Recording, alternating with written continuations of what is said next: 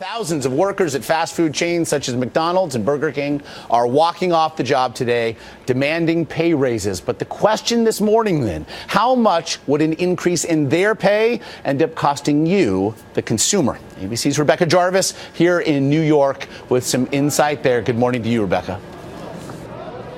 Hi, Josh, and good morning to you. A typical fast food worker in America makes about $9 an hour, but even those who support their efforts to increase their wages say that would increase. If they were to increase those wages, that would increase the price of fast food by 20% if these workers were to get what they want.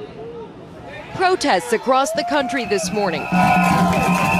Scenes like this in New York expected in 100 cities, including Chicago, Denver, Houston, and LA, with fast food restaurant employees walking out of work and onto picket lines. Until we actually lift workers up and give them wages they can live off of, there won't be a true recovery from the greatest recession since the Depression. Protesters say a typical cashier or cook makes less than $19,000 a year, about $1,000 below the federal poverty line for a family of three.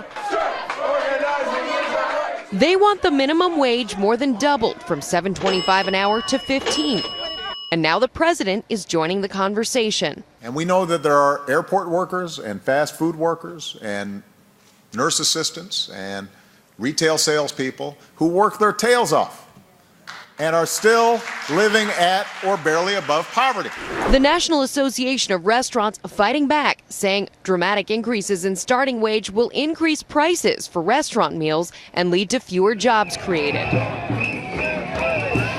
And one of the reasons you're seeing scenes like this all across the country is that restaurants have been one of the few places to show the biggest signs of job growth since the Great Recession. So more and more American families, Josh, are having to rely on those jobs just to get by. All right, Rebecca Jarvis in New York. Thank you for that.